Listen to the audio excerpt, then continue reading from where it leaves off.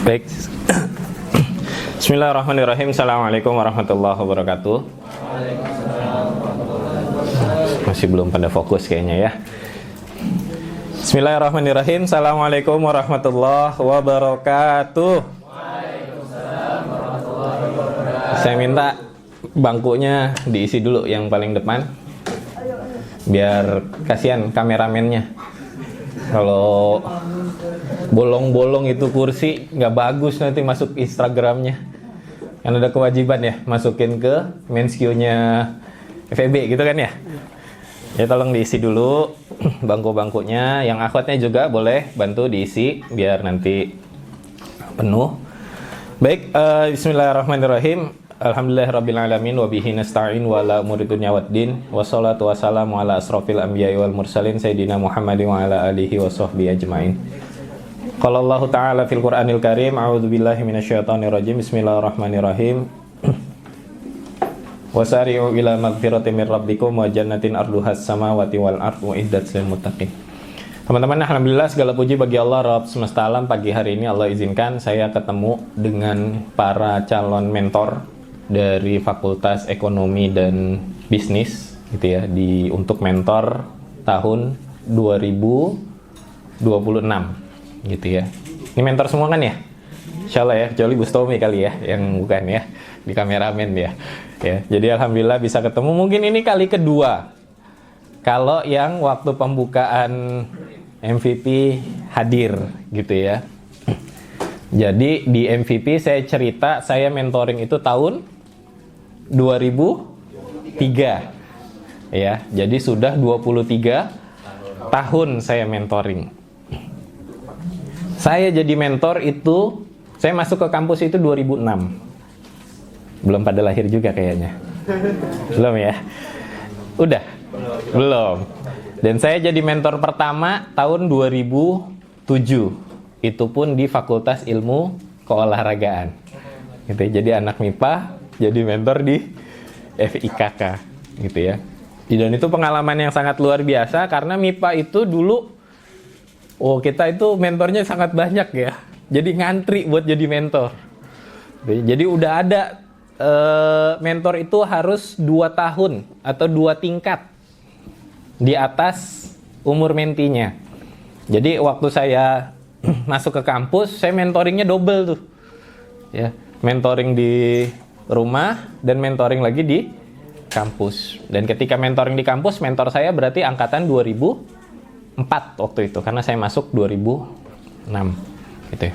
Perjalanan panjang itu tentu bukan tanpa sebab, bukan tanpa alasan karena 20 tahun itu bukan waktu yang sebentar, tapi juga saya ngerasa belum terlalu lama ada di perjalanan mentoring ini. Nah, teman-teman sekalian, kawan-kawan sekalian, saya diminta untuk menyampaikan materi tentang self management. Tentang bagaimana seorang mentor bisa mengelola dirinya sendiri. Ya. Dan yang kemarin hadir juga saya sampaikan ya, saya orang introvert, jadi mohon maaf kalau seandainya banyak hal yang mungkin nanti rada nggak pas lah dibanding yang lain ya. Saya bukan Bang Oo ya, yang memang pembicara, orang ekstrovert gitu dan lain sebagainya. Baik, judulnya self management, bagaimana kemudian kita bisa mengembangkan diri kita. Jadi teman-teman, dulu waktu saya PKKMB, ada pertanyaan dari kakak tingkat saya waktu pemilihan ketua angkatan. Saya nggak tahu kalau di FE namanya apa, ketua angkatan. Waktu mahasiswa baru, sama ya. Karena ada di beberapa fakultas itu yang menamakannya yang lain. Ya, FT itu kalau nggak salah panglima atau apa gitu ya. Saya ditanya mau jadi lilin apa lentera, katanya begitu. Ya, jadi kalau seandainya kita mau menerangi orang, kamu mau jadi lilin atau lentera? Enaknya yang mana?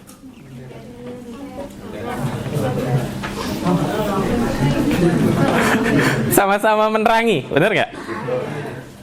Tapi ada yang habis, ada yang nggak habis.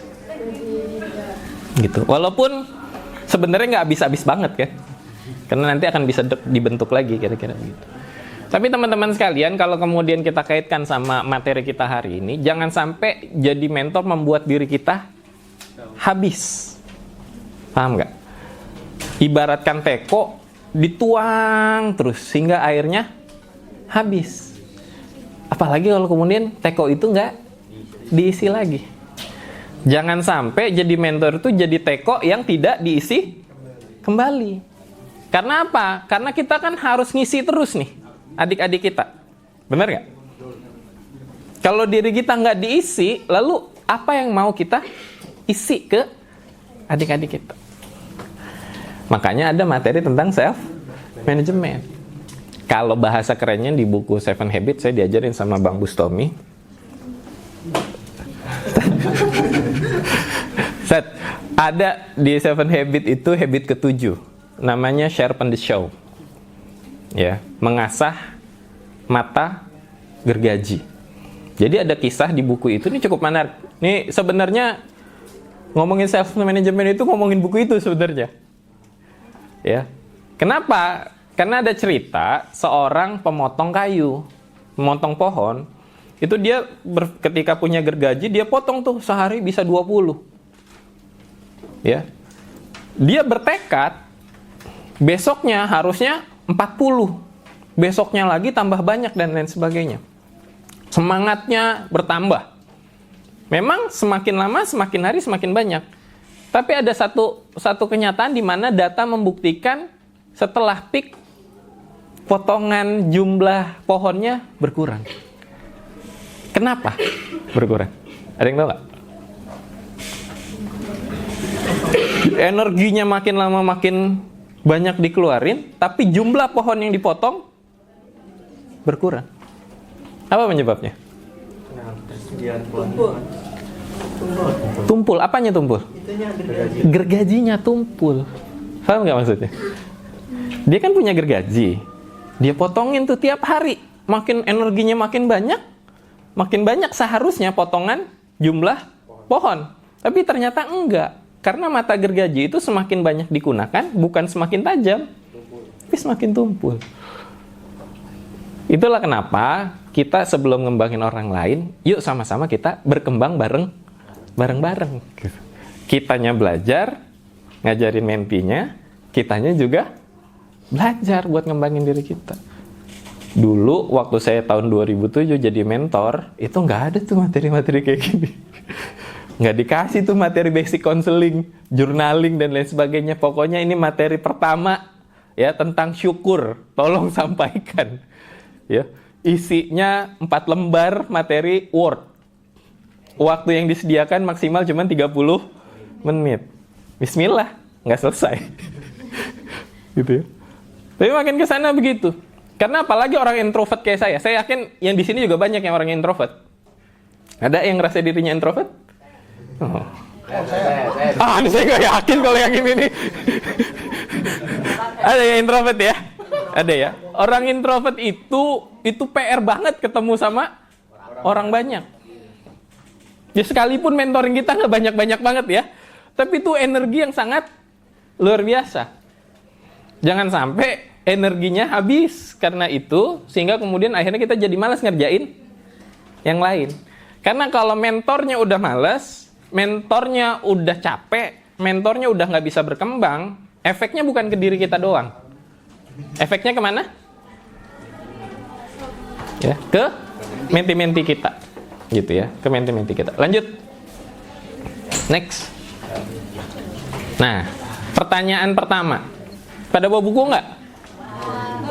Yang nggak bawa buku sama pulpen bukan pendekar. Saya dulu diomelin sama guru saya. Yang nggak punya pulpen, yang nggak punya kertas, minjem. Minta sama yang punya kertas. Besok ketika jadi mentor, teman-teman, ya, pastikan teman-teman bawa buku. Ya, kenapa buku itu penting? Kadang-kadang ada orang yang merasa diperhatikan ketika omongannya kita catat. Paham ya? Jadi ketika, apalagi misalnya kita ada sesi di mana anak-anak curhat. Nanti kan teman-teman belajar tentang konseling ya. Ada empati. Salah satu bentuk empati adalah kita bisa mengulang apa yang ceritakan sama binaan kita, sama menti kita. Nah, masalahnya kita gampang lupa gitu. Kalau kita gampang lupa, kita nggak nyatet, efeknya kita nggak bisa ngulang tuh ceritanya, nggak bisa menyimpulin cerita yang panjang dan lain sebagainya. Ya, jadi nanti ke depan teman-teman kalau bisa punya buku sendiri, isinya itu diary sebagai seorang mentor, ya, yang isinya kisah hari pertama jadi mentor, hari kedua jadi mentor, pertemuan pertama mentoring ngapain aja, kedua ngapain aja, apa, karena kan kita berkembang terus ya. Biasanya pertemuan pertama ada kesalahan, kita catat kesalahan kita. Pertemuan kedua ada kesalahan, kita catat gitu ya, dan lain sebagainya. Kita balik ke sini karena slide-nya 100. Ya. Sekarang ada Bu Elis. Udah lanjut. Oh, gitu. Siap. Enggak, tadi saya bilang sama Fatih kalau ibunya mau apa?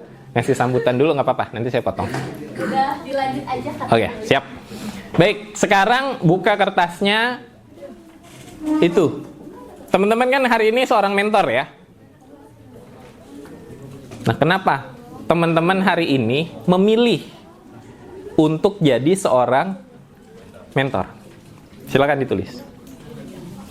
Apa yang menjadi alasan teman-teman hari ini memilih menjadi seorang mentor?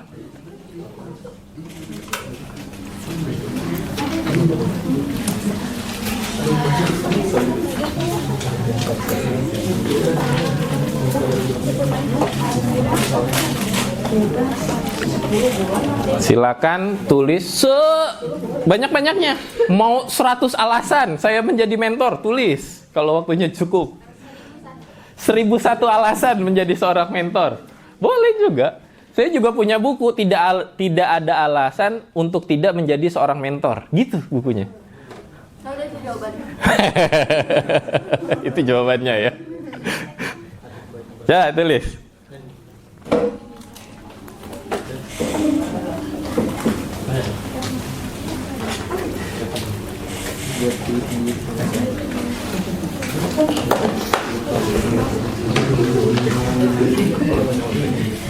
Saya sampai jam berapa?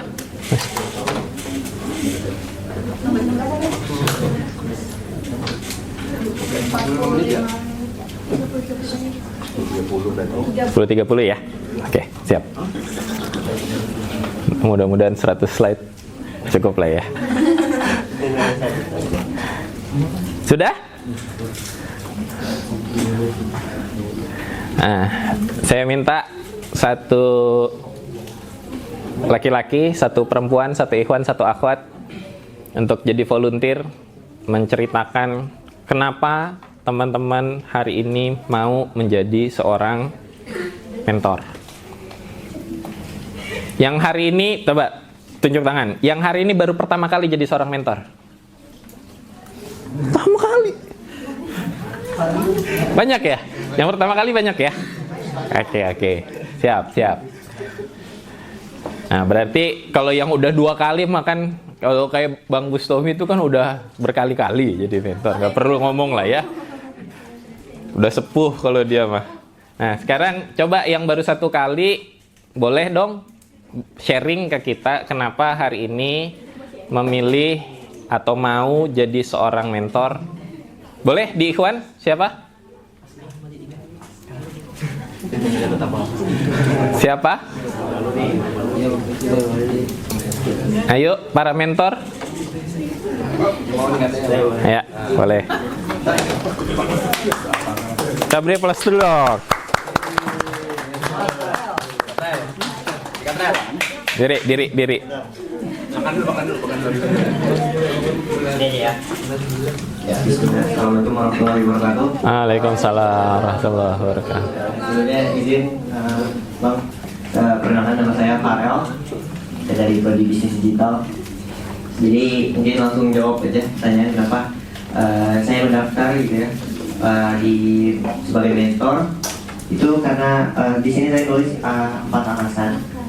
Yang pertama itu saya ingin sharing Jadi mungkin di perkuliahan ini cukup banyak hal yang baru saya lakuin, yang sebelumnya nggak saya lakuin di SMK, SMA atau SMP sebelumnya. Jadi saya ingin sharing gitu mengenai pengalaman saya pertama kali melakukan banyak hal di perkuliahan ini gitu ke menti-menti saya nantinya. Yang kedua, saya ingin belajar di sini maksudnya saya ingin belajar dari mungkin teman-teman menti nantinya, mana mereka pastikan dari latar belakang yang banyak gitu ya, bermacam-macam latar belakang yang mungkin berbeda juga dari saya.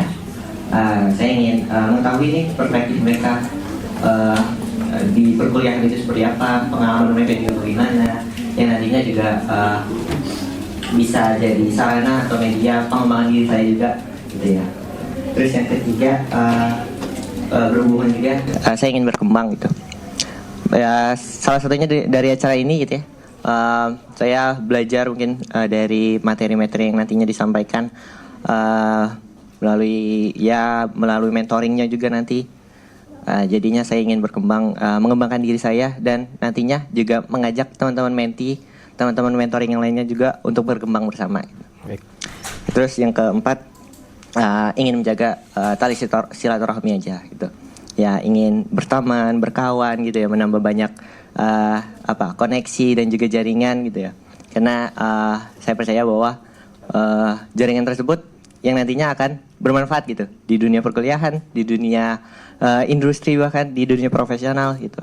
Jadi itu yang 4 alasan kenapa saya mendaftar jadi mentor. Mungkin sekian. Terima kasih. Assalamualaikum warahmatullahi wabarakatuh. Terima kasih. Dari akhwatnya siapa? Nah, Masya Allah. kita beri plus dong buat teman kita. Nggak apa-apa, biar yang lain lihat. Ya, di situ. Biar Bang Bustominya gampang rekamnya. Situ, depan.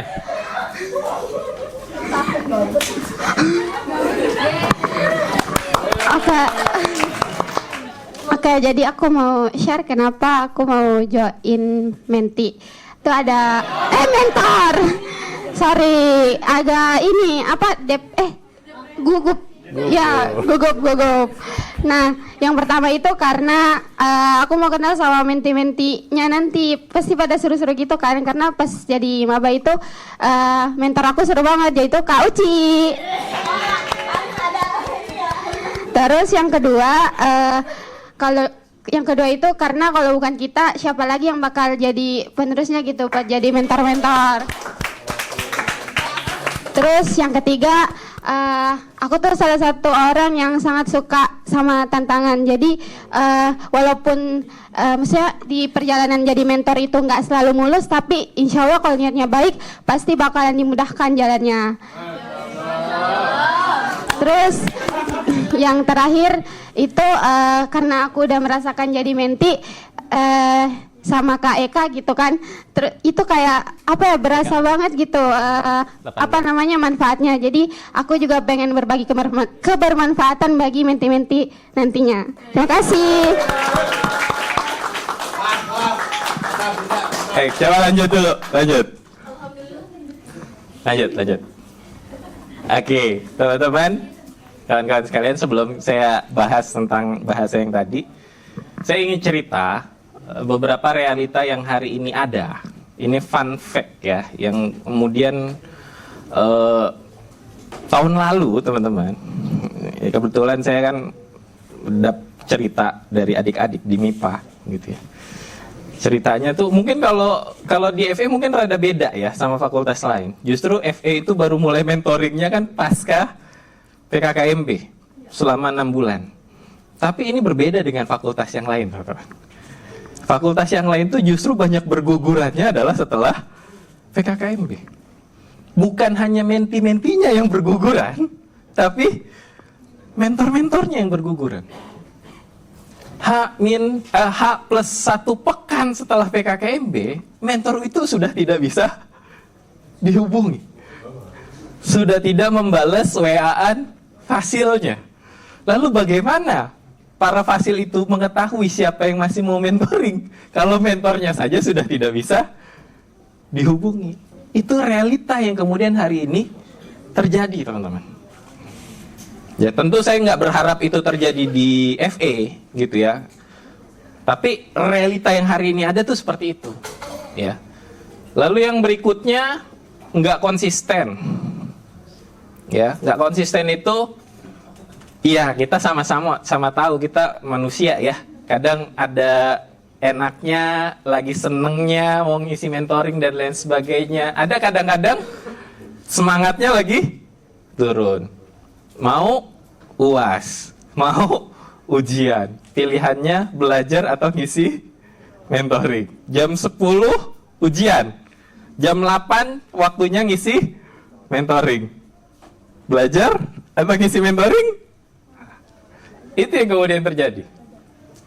Dan ketika kemudian teman-teman pilihannya adalah belajar, waktu mentoringnya nggak dipindah. Salam, silakan masuk. Mangga. Ya. Waktu mentoringnya nggak berubah. Ketika waktu mentoring nggak berubah dan teman-teman memilih untuk belajar, kira-kira mentoringnya jalan nggak? Enggak. Di pekan itu jalan nggak? Enggak. Bahkan teman-teman sekalian, kawan-kawan sekalian, ada yang ngadu ke saya. Maba Fakultas Ilmu Sosial dan Hukum. Datang tuh. Ternyata dia punya komunitas nih. Jadi anak baru ini biasalah geng-gengan kan?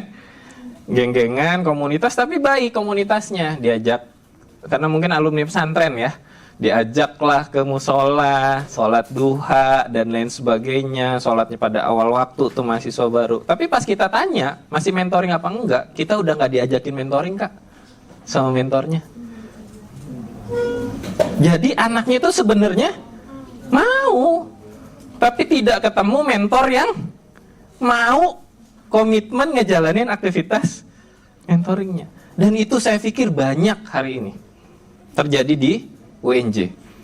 Ya, pekan pertama sebenarnya masih mau mentoring, mentornya susah banget dihubunginnya. Pekan kedua, pekan ketiga, hingga akhirnya sudah sebulan mereka nggak ikut mentoring. Efeknya apa?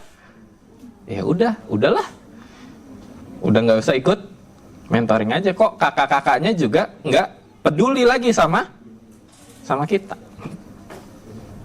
Gitu.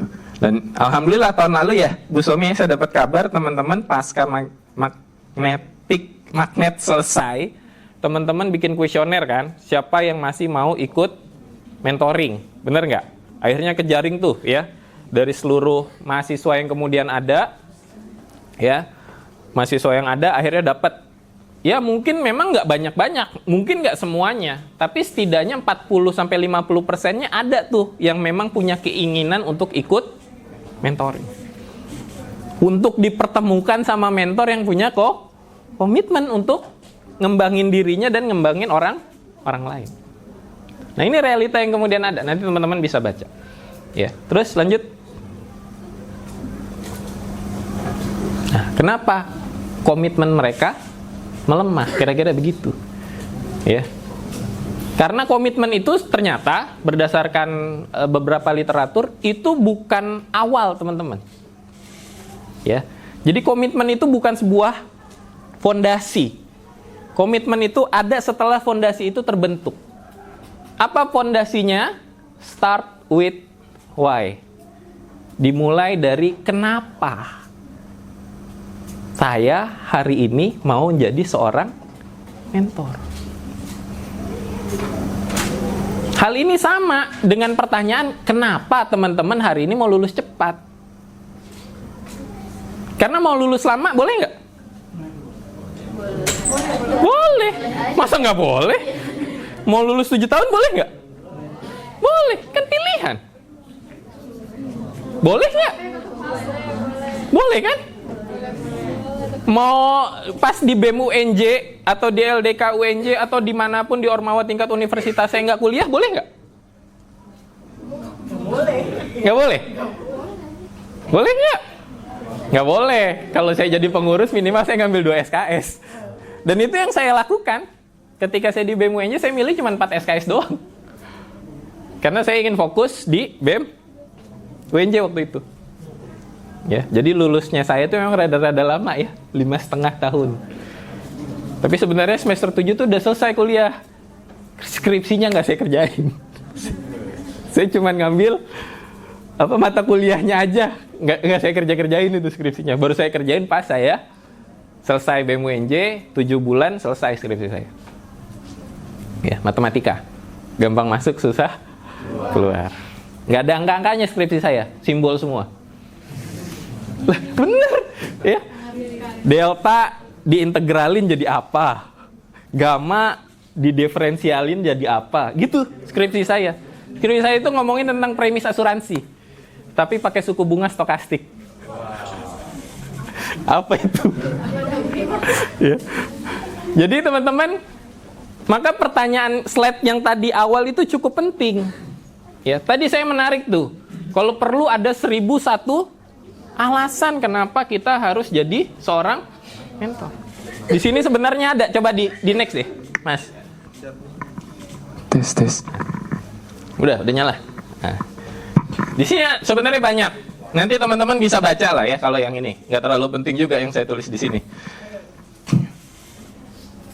Kalau bagi saya teman-teman, tadi menarik tuh beberapa yang kemudian disampaikan sama teman-teman. Saya yakin yang belum cerita juga pasti banyak cerita yang menarik. Dan cerita-cerita itu kadang berasal dari pengalaman kita ketika jadi seorang menti. Bener nggak? Tadi di mbaknya tuh cerita, ya, karena mentor saya begini, dan lain sebagainya. Tadi ada pada kesadaran, saya ingin bantu adik-adik berkembang, tapi juga saya mau belajar kok dari adik-adik saya. Itu hal yang cukup menarik, yang kemudian membuat teman-teman punya sesuatu. Sehingga hati teman-teman tuh tergerak. Tantangannya tuh pasti banyak, teman-teman. Nggak punya ongkos. Mau tetap ngisi mentoring apa enggak? Ya. Kalau di MIPA, kalau nggak punya ongkos, mentor nggak punya ongkos, laporan sama LC-nya.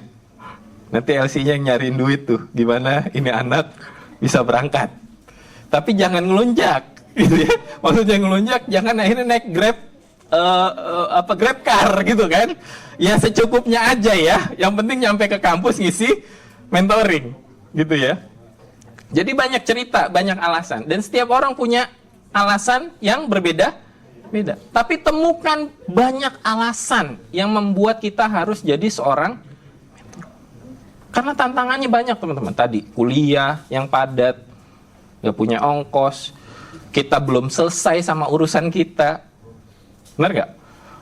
Otak lagi mumet, lagi ada masalah di rumah, tapi kita harus berangkat ketemu adik-adik dengan mood yang harus bagus karena ketemu sama mereka dan lain sebagainya. Itu kan tantangan-tantangan dan pilihan-pilihan. Berangkat nggak? Ya. Bagi saya, teman-teman sekalian, kawan-kawan sekalian, kenapa saya masih mau bertahan dari tahun 2007 sampai 2026, dan saya hari ini masih jadi seorang mentor ya, teman-teman. Ya. Jadi sudah 19 tahun saya jadi seorang mentor. Udah punya KTP mentoringnya, udah 17 tahun kan. Ya, kalau ngajinya, mentoringnya sudah 23 tahun. Kenapa kemudian saya bersemangat sampai sekarang 19 tahun untuk jadi seorang mentor? Ada satu ayat yang membuat ini saya jadi malu kalau nggak jadi seorang mentor. Kata Allah di surat Al-Qasas, wa ahsin kama ahsanallahu ilaik. Ya, wa ahsin kama ahsanallahu ilaik. Berbuat baiklah kamu sebagaimana Allah telah berbuat baik kepadamu. Teman-teman, kalau kemudian hari ini kita nggak ada dalam komunitas kebaikan ini, kira-kira ada di komunitas mana kita? Kalau dulu kita nggak ditemuin sama kakak-kakak kita di pinggir-pinggir got gitu ya, Bang Bustomi ya. Pinggir-pinggir got, lagi duduk, lagi ngerokok kali ya. Ngerokok nggak tuh? Lagi keleput. Sama Bang Bustomi, yuk mentoring. Gitu.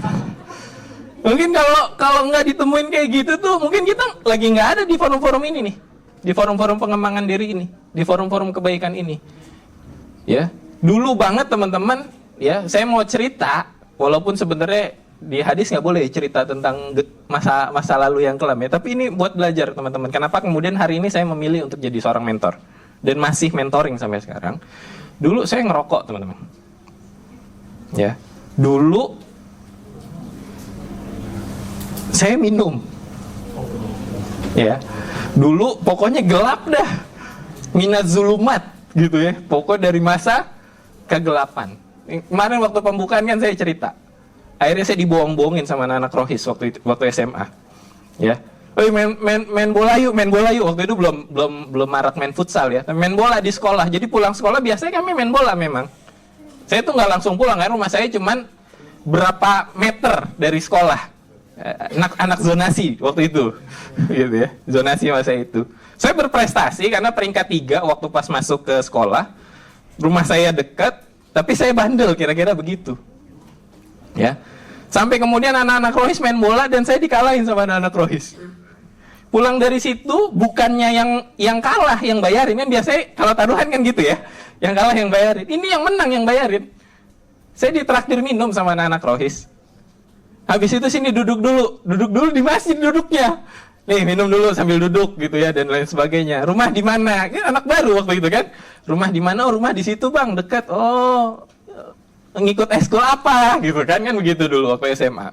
Ikut ekskul bola rencananya bang. Oh, tapi di sini ada 2 ekskulnya gitu ya. Terserah. Ya 15 menit lagi baru 3 slide. Ya. Saya ekskul bola tapi di sini harus 2 ekskulnya. Terus satu lagi milih apa? Apa ya bang? Kalau basket menurut abang gimana? Jangan basket, itu sama-sama capek. Yang satu bola capek, ngeluarin duit, bayar lapangan. Basket juga sama ngeluarin duit. Mendingan satu aja. Satu lagi apa bang? Menurut saya rohis. Kenapa? Antum kan pinter. Ya, di sini cara dapat nilai rohis itu cuman antum banyak hafalan aja tuh. Sirah-sirah nabawiyah dan lain sebagainya. Ntar udah pasti A. Saya sebagai orang yang pragmatis waktu itu, ya kan? Wah, cari aja pokoknya ekskul yang nilainya paling gampang saya raih. Saya pilihlah rohis. Dan bener rohis saya dapet A. Karena apa? Pas ujian, kan ujian. Pengambilan nilai itu ujian. Terus dikasih soal PG sama esai. Cuman ngondal hafalan doang ini mah. Saya dapet A. Tapi makin lama teman-teman, makin asik tuh mentoringnya. Saya ditemukan cara tentang diri saya itu seperti apa, Tuhan saya siapa, cara berprestasi itu seperti apa. Saya itu peringkat 1 dari kelas 1 sampai kelas 2. Dan kemudian saya bertanya sama diri saya, apakah kebaikan itu cukup sama diri saya doang? Apa nggak mau tuh orang di bawah kita, adik-adik kita diajak kebaikan yang sama sebagaimana kita diajak kepada kebaikan. Malu rasanya kalau Allah udah baik ngasih hidayah ke kita, terus kita nggak nurunin hidayah itu kepada adik-adik kita. Gitu teman-teman. Silakan temukan mengapanya. Catat sebanyak-banyaknya. Tulis serapih mungkin di laminating, taruh di depan tempat tidur. Setiap kali bangun kelihatan. Kenapa saya harus jadi seorang mentor? Karena kalau dalam sebuah literatur dikatakan kita harus memiliki yang namanya kesadaran argumentasi. Kesadaran argumentasi itulah yang akhirnya membuat ketika semangat kita lagi turun, kita baca itu alasan-alasan, maka kita akan naik lagi. Bahkan ada seorang penulis akhirnya bikin buku. Tidak ada alasan bagi saya untuk tidak menjadi seorang mentor. Karena memang nggak ada alasan untuk kita tidak kebaikan kepada orang lain.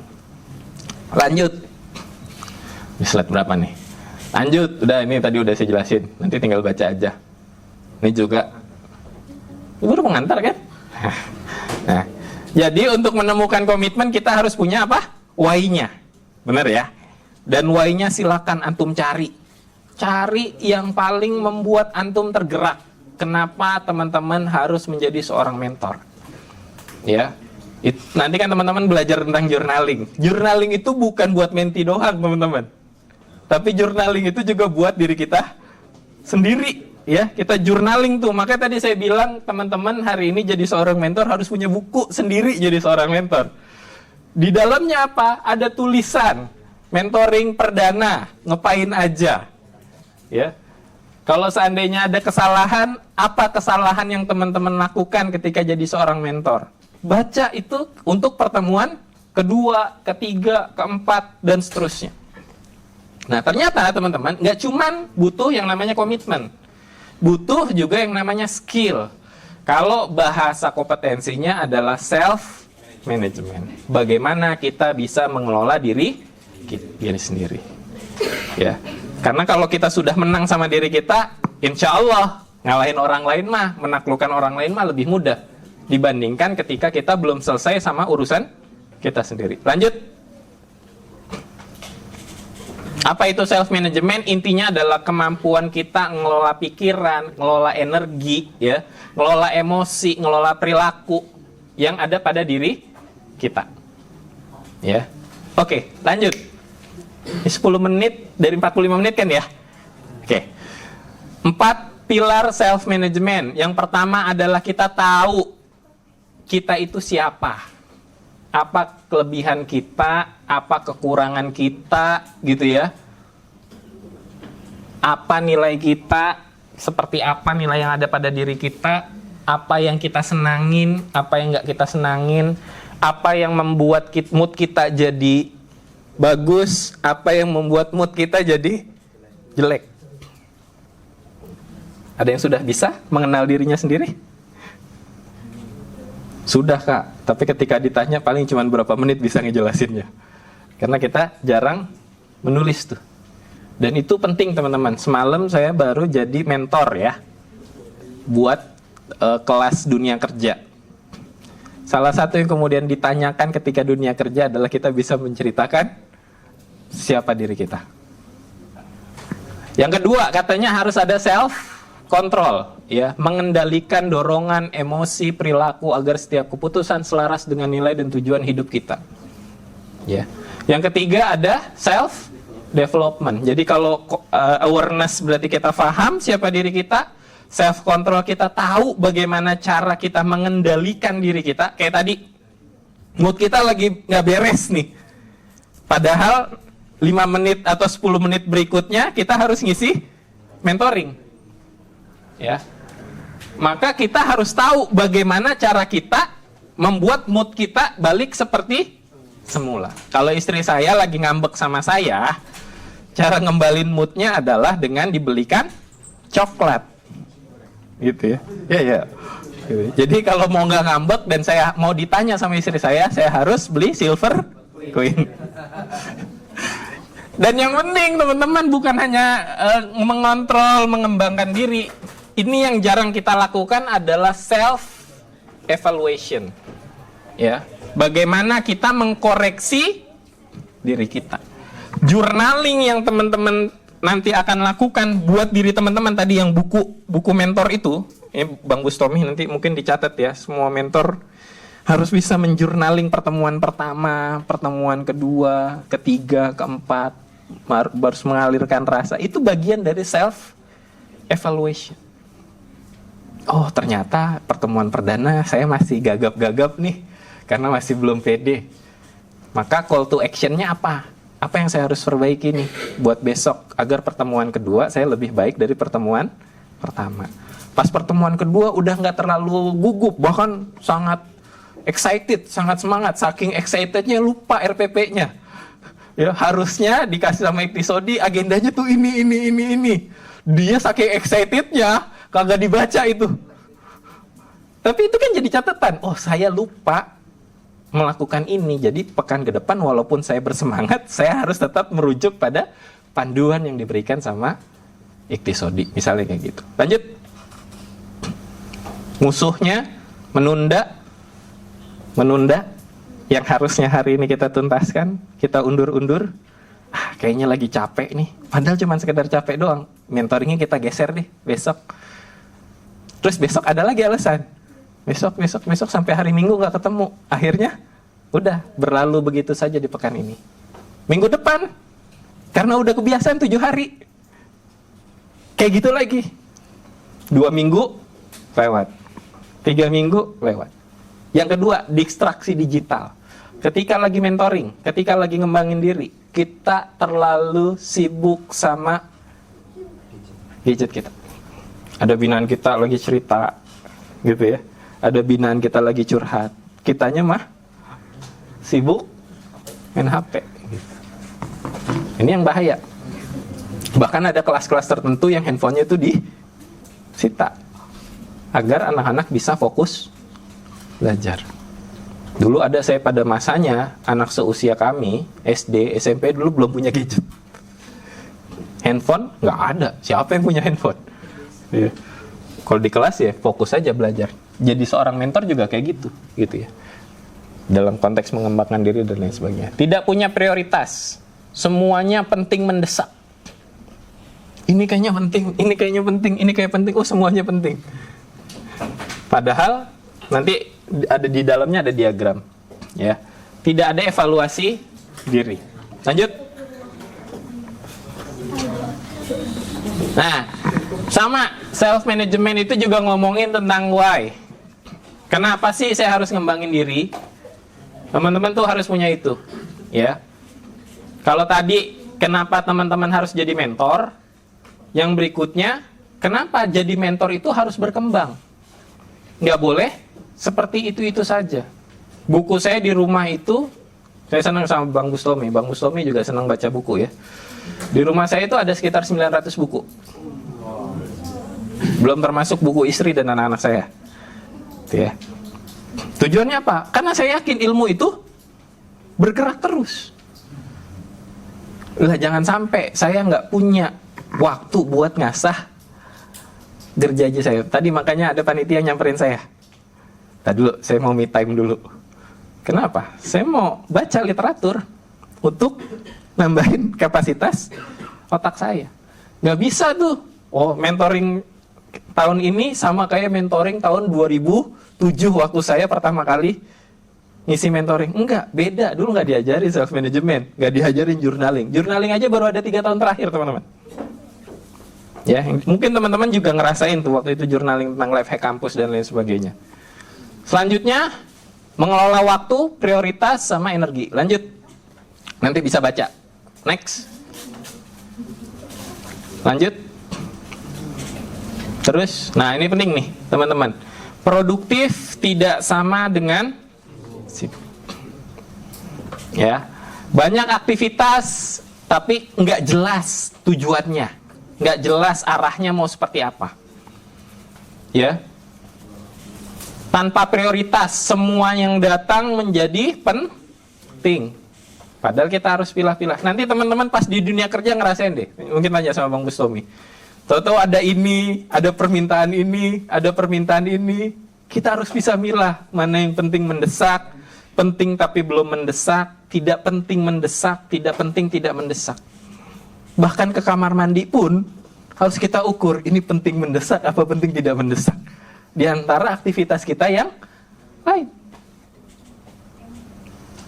Karena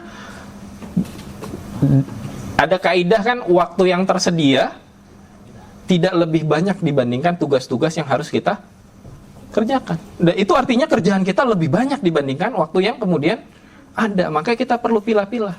Ada nih, kalau waktu saya di dunia kerja, bukan di dunia kerja, sekarang di dunia kerja, ada yang saya kerjain itu cuma 2 jam per hari, tapi saya kerjain 7 hari berturut-turut. Karena dimintanya enggak hari ini. Tapi ada yang memang saya harus tuntaskan hari ini, karena hari ini juga diminta sama bos saya. Penting, semuanya penting. Tapi saya lihat ini mana yang ditagih sekarang, mana yang ditagih besok dan lain sebagainya. Nah, kita tahu tuh, mentoring misalnya, kalau nggak dikerjain hari ini, kira-kira mau dikerjain kapan? Belajar, ujiannya masih satu pekan nih. Bukan berarti kita nggak belajar kan? Kita bisa pindahin, ini penting belajar, karena minggu depan kita akan UAS. Tapi apakah 24 jam kita akan belajar? Rasa-rasanya enggak. Kita punya waktu-waktu tertentu, dan waktu-waktu itu kadang-kadang nggak di fase-fase mentoring kok. Nggak di fase-fase kita kadang-kadang ada di kampus dan lain sebagainya. Kalau saya dulu waktu jadi ketua BEM, ketika lagi ada di BEM, saya nggak mau mikirin kuliah saya kayak gimana. Tapi ketika ada di ruang kuliah, ketika ada SMS tentang, dulu SMS ya, gitu, SMS tentang BEM, Saya balasnya ntar ketika kuliah saya sudah keluar dari ruang perkuliahan. Lanjut. Sadari nilai waktu, rencanakan harimu, fokus pada prioritas dan evaluasi refleksi. Ini time management. Penting. Lanjut aja dulu. Nah, time blocking. Ini penting, teman-teman. Jadi mentor itu waktunya kan padat. Aktivitasnya bertambah dong. Kalau dulu belum jadi mentor, paling kuliah sama organisasi. Benar nggak? Ketika jadi mentor, nambah dong. Apalagi kalau teman-teman ngajar privat, nambah lagi kan? Gitu ya. Kalau anak matematika seneng tuh begitu. Gitu ya. Nah, pastiin teman-teman itu punya time blocking yang jelas per harinya. Ya. Kalau dulu mah kita pas belajar bahasa Inggris, kita diajarin tentang daily activity. Ya. Teman-teman harus punya daily activity-nya. Saya hari ini ada 7 kegiatan. Dari Manggarai ngantar anak ke Bekasi. Dari Bekasi ngantar istri ke sekolahnya anak. Habis dari sekolahnya anak saya ke sini. Habis saya sini saya harus balik ketemu ibu saya. Habis ketemu ibu saya harus jemput istri saya. Habis ketemu istri saya harus ngantar istri saya ngaji. Habis nanti ngaji, sore saya ada rapat. Jadi seharian saya nggak pulang nih. Tapi itu sudah punya time block. Saya punya rencana. Dari hari Kamis saya udah diskusi sama istri saya. Agenda hari Sabtu kamu apa? Agenda hari Sabtu saya apa? Dan besok saya udah punya rencana. Habis subuh saya mau lari sama anak saya. Jam 8 saya siap-siap, jam 10 saya rapat, jam 1 saya ada agenda fit assessment, sore saya rapat lagi, malam baru saya pulang. Memang akhirnya bisa jadi akan kaku tuh teman-teman. Tapi kita buka ruang fleksibilitas di situ. Kita lihat mana yang penting mendesak, penting tidak mendesak, tidak penting mendesak, dan tidak penting tidak mendesak. Ada nggak yang bisa digeser? Ada nggak yang bisa dipentok-pentokin dan lain sebagainya? Nah, teman-teman, terakhir, nanti teman-teman bisa baca, sebenarnya masih banyak slide-nya. Saya ingin sampaikan bahwa mentoring nggak boleh nggak jalan gara-gara kita nggak bisa. Mungkin nanti dibantu sama KDLC, sama teman-teman, nih Bang Bustomi juga diingetin adik-adiknya. Saya dulu punya cita-cita, kita punya jadwal harian para mentor. Dan kita punya jadwal agenda mentoring seluruh kelompok mentoring. Ketika si A nggak bisa di jam sekian, kita bisa ngeliat yang kosong di jam itu tuh siapa. Sehingga mentoring masih bisa tetap berjalan walaupun mentornya harus berganti di hari itu. Bukan karena mentornya hilang, bukan, tapi karena tiba-tiba ada perubahan jadwal kelas, kan kadang-kadang begitu ya. Jadwal kelas nih memang di luar kuasanya mentor gitu ya. Tapi akhirnya teman-teman FSI ya, teman-teman LDF tuh punya jadwal tuh pitching. Oh, ini Senin jam 8 harusnya yang jalani kelompok mentoring A, B, C, D. Oh, si A ternyata nggak bisa. Oh, selain A, B, C, D, yang punya jadwal kosong di Senin pagi itu FGHI. Minta bantuan deh FGHI, suruh gantiin si A. Nah, itu menurut saya salah satu jalan yang bisa kita lakukan. Yang penting nanti mentor lamanya nganterin dulu. Ya, sebelum masuk ke kelas pastiin mentor penggantinya datang, anak-anaknya juga datang. Setelah itu, teman-teman, karena saya ada agenda kelas, ya. Ini digantiin sementara pekan ini sama bank ini dan lain sebagainya. Dan itu harus dibantu sama teman-teman FSI-nya ya. Sehingga kemudian mentoringnya tetap berjalan. Teman-teman juga agendanya tetap berjalan karena di luar kehendak kita dan tidak mengalahkan yang lain. Artinya win-win solution-nya dapat tuh. Mentoringnya tetap jalan. Kewajiban kita yang nggak bisa kita tinggalin juga bisa kita tetap jalankan. Nanti sisanya teman-teman bisa baca, tapi prinsip-prinsipnya adalah yang tadi saya sampaikan.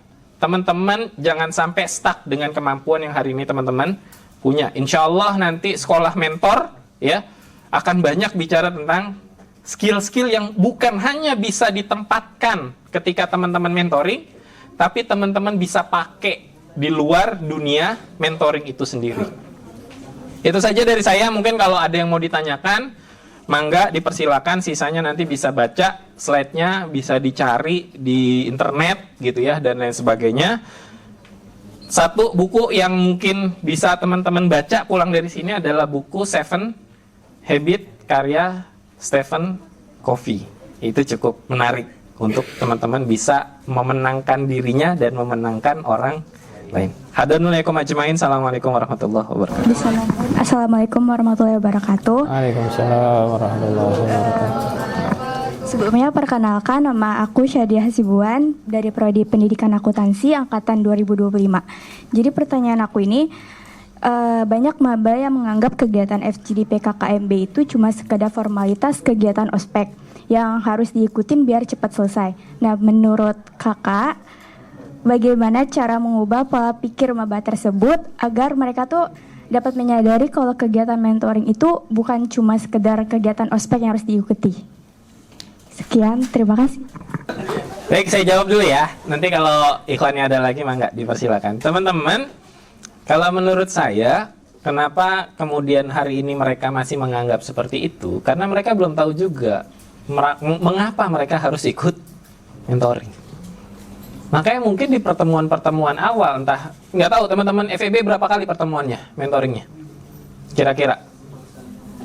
Di PKKMB ya, bukan pasca PKKMB nih. Kan pertemuan pertama di PKKMB 2 atau 3 kali ya. First impressionnya kan di situ kan. Kalau di situ gagal kan mereka pasti pada saat pasca PKKMB walaupun diwajibkan 6 bulan kadang-kadang datangnya kan in off ya.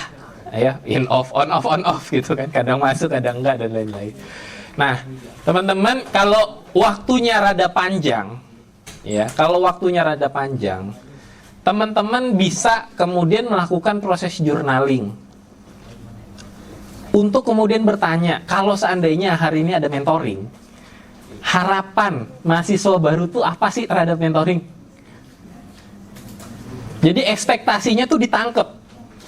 Walaupun agenda mentoring yang kita susun nih, yang teman-teman susun di PKKMB yang kemarin diceritain, mentoring journey dan lain sebagainya, itu kan sebenarnya hasil riset bahwa anak-anak tuh maunya A, B, C, D, E gitu. Tapi nggak ada salahnya kemudian nanyain, karena setiap fakultas pasti beda-beda tuh temuannya.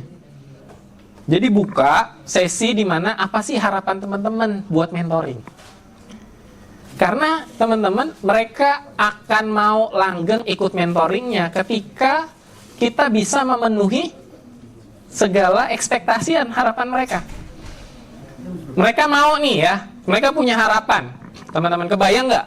Mentoringnya itu bisa nganterin mereka dapat IP 4 di semester 1.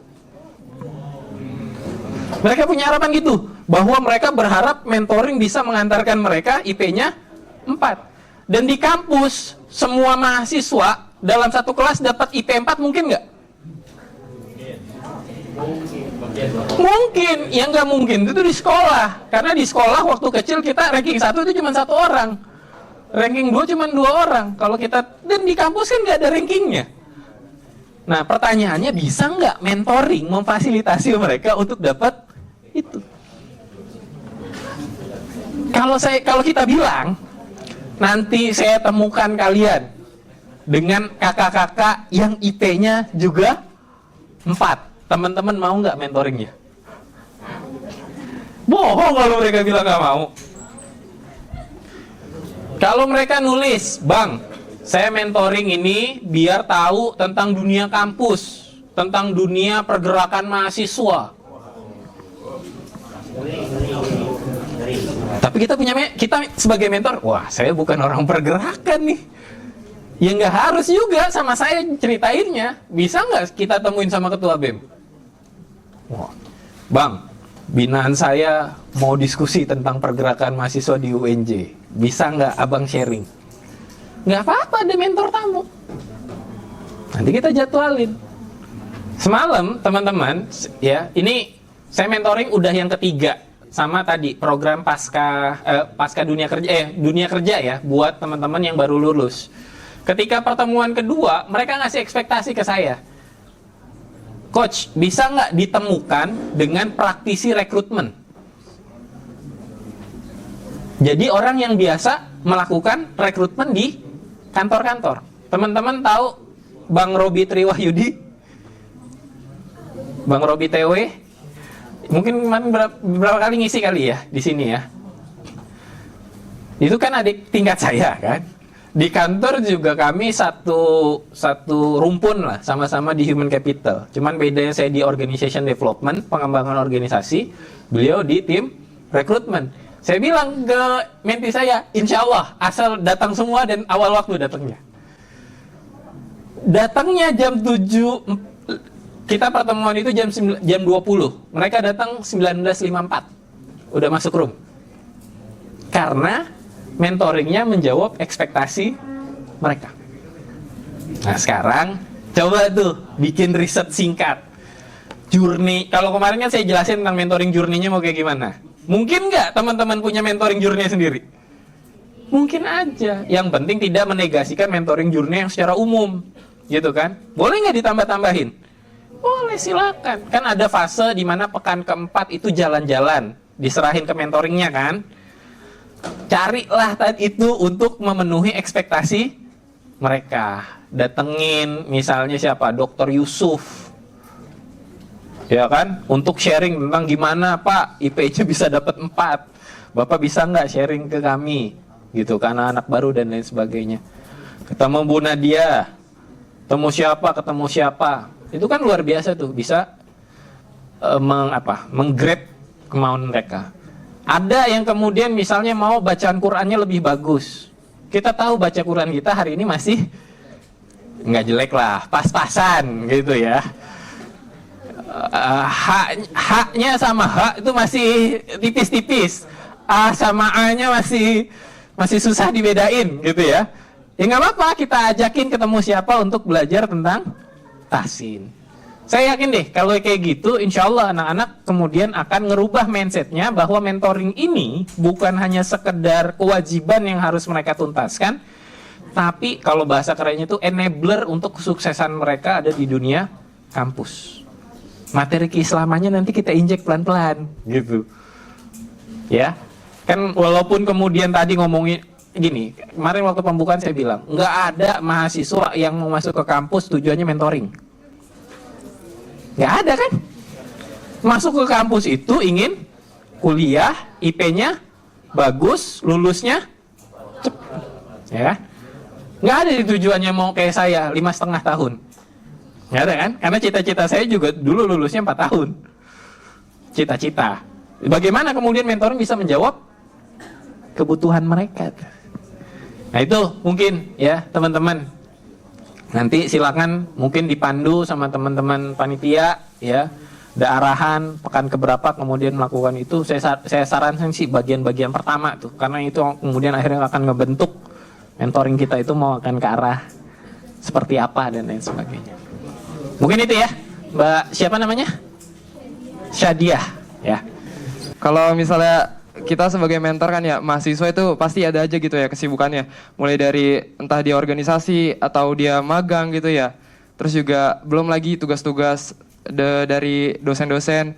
Nah gimana caranya nih biar kita sebagai mentor itu walaupun di tengah kesibukan atau gimana sih sarannya biar kita sebagai mentor cara kita mengemas atau cara kita menyampaikan saat kita mentoring kepada mente-mente itu bisa menarik gitu. Jadi mentenya excited buat ikut mentoring. Akhirnya kita juga seneng prioritas untuk bisa melakukan mentoring sama mente-mente itu bisa jadi naik. Karena kan kalau kita sibuk pasti mentoring tuh ditaruh di prioritas sekian gitu ya. Jadi kalau misalnya mentenya seneng kita juga jadi excited gitu buat ngasih materi sama si mente-mente gitu Ustaz. Kita tahu nih besok jadwal ujian mereka. Dan kita tahu teman kita yang mata kuliahnya nilainya bagus di mata kuliah itu, terus kita bilang ke teman-teman, besok jam 8 sampai jam 10 kita mentoring. Tapi pengisinya adalah mahasiswa yang dapat nilai A mata kuliah ini dan akan sharing tips and trick ujian tentang mata kuliah A. Datang nggak menti-mentinya? Jadi mentoring juga nggak perlu kaku-kaku banget.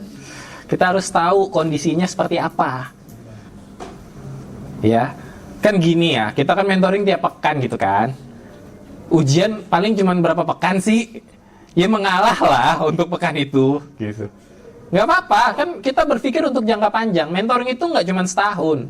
Mentoring itu sampai kita meninggal gitu. Ya, saya menunggu jawaban sampai kita lulus kuliah gitu kan. Salah kalau jawabannya sampai lulus kuliah doang. Buat apa saya cerita saya 23 tahun mentoring kalau jawabannya sampai lulus kuliah gitu kan. Udah bener jawabannya sampai kita meninggal ya. Kan mentoring sepanjang itu teman-teman. Mengalahlah atas ego kita untuk menyampaikan yang namanya materi di pekan itu. Untuk apa? Untuk memenangkan pertemuan-pertemuan berikutnya gitu. Itu kalau sebelum ujian. Kalau setelah ujian gimana? Hah? Jam 8 ujian, jam 10 mentoring. Capek. Terus teman-teman jejelin materi keagamaan. Nggak bisa. Teman-teman kasih nasihat. Nggak bisa. Ajak makan, healing. Kalau perlu nanti sambil ajak makan, sambil journaling. Apa? Coba ditulis. Apa yang teman-teman rasain dari kegiatan tadi pada saat ujian. Mereka ngalirin tuh rasanya. Jadi kreativitas seorang mentor dikunci di situ. Perlu dilatih terus. Ya teman-teman kan di sini calon guru ya. Terlalu banyak metode pembelajaran yang bisa kita pakai teman-teman untuk menjalankan aktivitas mentoring. Udah belajar metodologi pembelajaran? Belum. Nanti kalau teman-teman, saya anak murni ya, saya bukan guru. Tapi waktu saya kerja, saya jadi learning consultant. Itu kerjaannya bikin training buat Bank Syariah Mandiri waktu itu.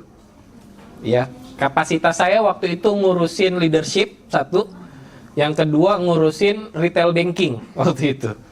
Ya, sales, collection tuh yang penagih-penagih itu dan lain sebagainya, itu saya bikinin modul-modulnya ya, bikinin metode pembelajaran yang pas dan lain sebagainya. Nanti teman-teman akan belajar tuh gimana, yang penting bisa jalan saja, agendanya bisa ketemu dan lain sebagainya, kira-kira seperti itu. Nah, yang ketiga teman-teman, ini PR, tapi sebenarnya sudah terbantu nanti sama teman-teman LDK. Kadang-kadang, nih kemarin saya ceritain waktu MVP pembukaan, kadang-kadang materi kita itu nggak nyambung sama apa? Sama kebutuhan mahasiswa. Materinya keren, bahasa Arab, 3 lembar, 4 lembar, isinya hadis, terjemahan hadis, penjelasannya kayak gimana dan sebagainya. Tapi rasa-rasanya kita kan bukan fakultas ilmu syariah. Gitu kan, anak-anak kadang-kadang mau to the point-nya, emang hari ini anak-anak kayak antum kadang gitu ngomongnya, emang kaitannya apa bang sama kehidupan kami di kampus dengan materi ini, kan begitu. Nah, PR-nya teman-teman adalah bagaimana bisa mengemas bahasa-bahasa itu jadi lebih menarik. Nanti di penutupan yang saya tahu, nanti Bang Oo akan bicara tentang personal branding, benar nggak? Di personal branding itu salah satunya nanti yang namanya mentor akan diajarin bikin Canva. Teman-teman tahu nggak kajian-kajian majelis taklim? Hadirilah gitu kan. Nah, nanti teman-teman mentor diajarin bikin gituan. Kalau sekarang itu kan cuman jangan lupa kita mentoring jam sekian sampai jam sekian di tempatnya ini. Besok jangan pakai gaya lama. Teman-teman bikin Canva. Pasang foto teman-teman di situ, hadirilah majelis taklim bersama, gitu kan. Materinya, ya materinya hidup lebih hemat, misalnya kayak gitu. Pokoknya judul-judulnya itu yang menarik, gitu ya. Bikin orang penasaran, karena kita tuh sekarang mentoring, emang binaan kita tahu materi mentoring kita pekan ini apa?